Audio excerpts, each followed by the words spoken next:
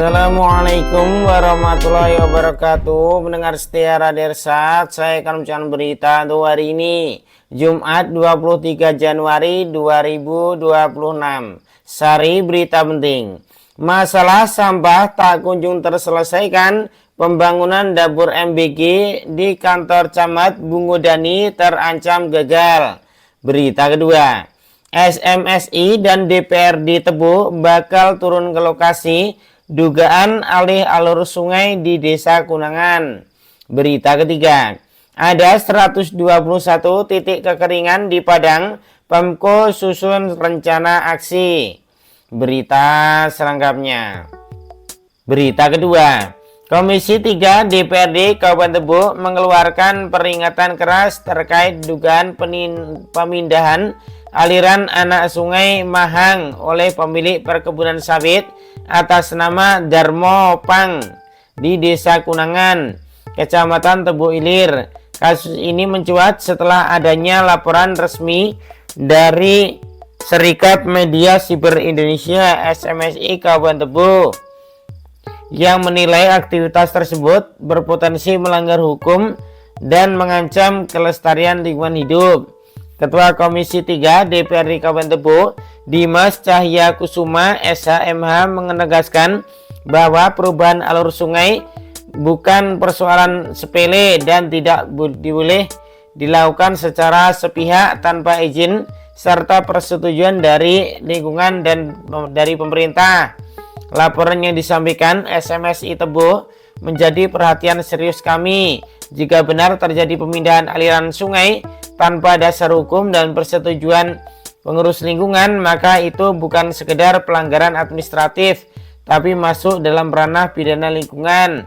Tegas Dimas usai rapat dengar pendapat RJP menindaklanjuti laporan SMSI Kabupaten Tebo Selasa 20 Januari 2026. Dimas juga menyoroti ketidakhadiran pihak terlapor dalam forum resmi DPRD tanpa konfirmasi yang dinilai sebagai bentuk ketidakpatuhan terhadap mekanisme pengawasan lembaga perwakilan rakyat. Kami sangat menyayangkan sikap tersebut.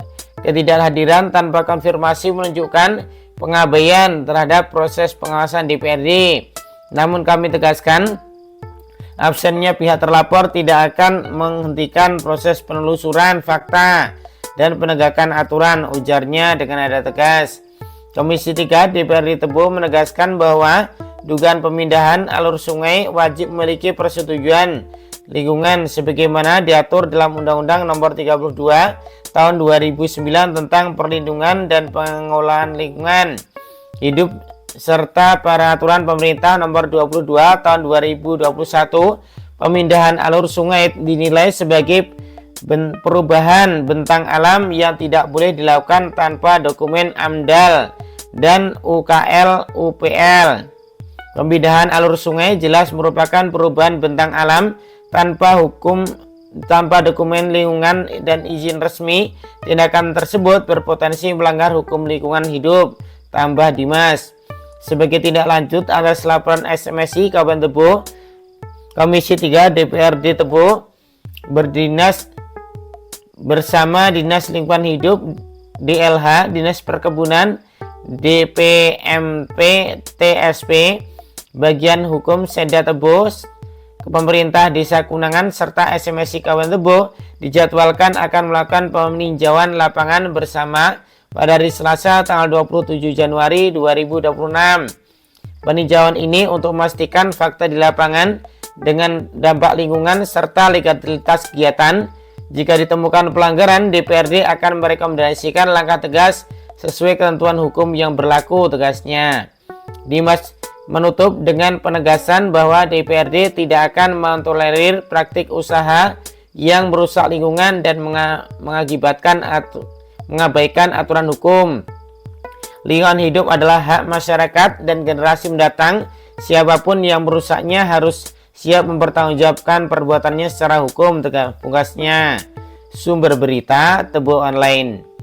Sementara Ketua DLHP Kabupaten Tebo melalui Kepala Bidang Penataan dan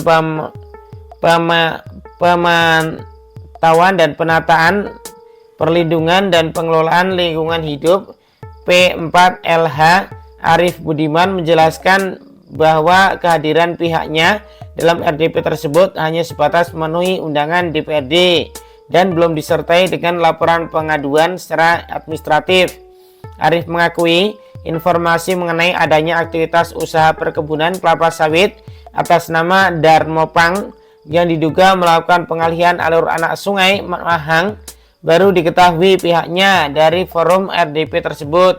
Menurutnya, DLHP belum dapat mengambil langkah lebih jauh sebelum melakukan peninjauan langsung ke lapangan dan melakukan verifikasi atas kondisi yang sebenarnya terjadi.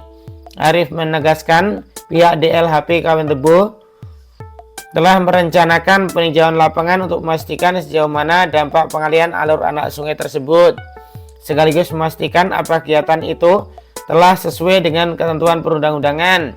Ia menambahkan pengalihan alur anak sungai tidak boleh dilakukan secara sembarangan tanpa adanya kajian dan perizinan yang sah. Pengaliran alur anak sungai itu tidak bisa dilakukan begitu saja, harus ada izin dan kajian teknis.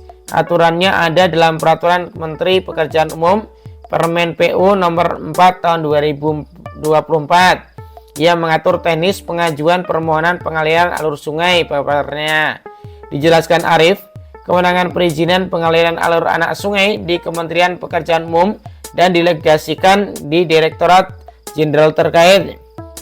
Sementara itu, batas kewenangan pemerintah daerah masih perlu dipelajari lebih lanjut. Sumber berita Jambi Prima. Demikian berita untuk hari ini. Terima kasih atas perhatian Anda. Wassalamualaikum warahmatullahi wabarakatuh.